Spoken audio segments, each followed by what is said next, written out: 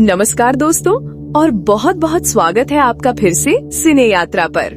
आप जानते हैं, मलयालम सिनेमा की यही बात मुझे सबसे अच्छी लगती है।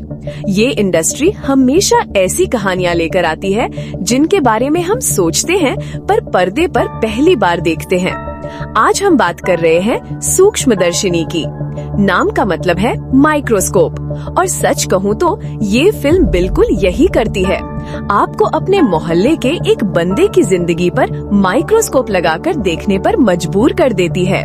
ये कोई पुलिस की इन्वेस्टिगेशन नहीं है, ये हम नॉर्मल लोगों की कहानी है जिनकी क्यूरियोसिटी उन्हें जासूस बना देती है। सोचिए, जब आपका ओवर थिंकिंग ही आपको सच के सबसे क्लोज ले जाए तो क्या होगा। यही है इस मिस्ट्री कॉमेडी थ्रिलर की मेन वाइब। हमारी कहानी शुरू होती है प्रियदर्शिनी यानी नाज़रिया नाज़िम और उनके गर्ल गैंग से। सब कुछ कितना चिल था जब मोहल्ले में वापस आते हैं मैनुअल यानी बैसिल जोसेफ अपनी मम्मी ग्रेस के साथ और खोलते हैं एक प्यारी सी बेकरी। और यहीं से शुरू होती है असली टेंशन। मैनुअल इतना लो प्रोफाइल है, इतना अकेला रहता है कि प्रियदर्शिनी को शक होने लगता है। उसे लगता है वेट, ये चीज too good to be true लग रही है। सवाल ये नहीं है कि मैनुअल कौन है, सवाल ये है कि वो अपनी पुरानी मेमोरीज और मम्मी की साइलेंट प्रेजेंस के साथ क्या हाइड कर रहा है।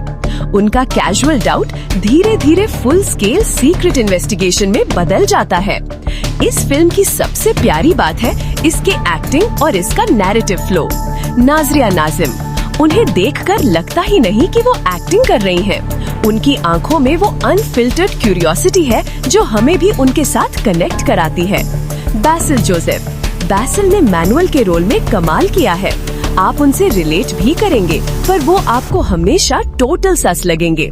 उनका शांत ठहराव और दबा हुआ डर इस मिस्ट्री को बहुत डीप बना देता है। ये फिल्म हमें भूतों या टिपिकल हॉरर से नहीं डराती, ये हमें इंसान के मन के अंदर दबे डर और कॉम्प्लिकेटेड सिचुएशन से डराती है। कॉमेडी यहाँ टेंशन को मैनेज करने के लिए है ताकि मिस्ट्री जेन्युइन बनी रहे।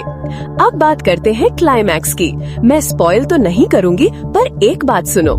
ये फिल्म हमें बताती है कि सच्चाई कितनी सिंपल हो सकती है, पर जब हम उसे ओवरथिंक करते हैं या उस पर सूक्ष्मदर्शी लगा देते हैं तो वो कितनी कॉम्प्लिकेटेड लगने लगती है।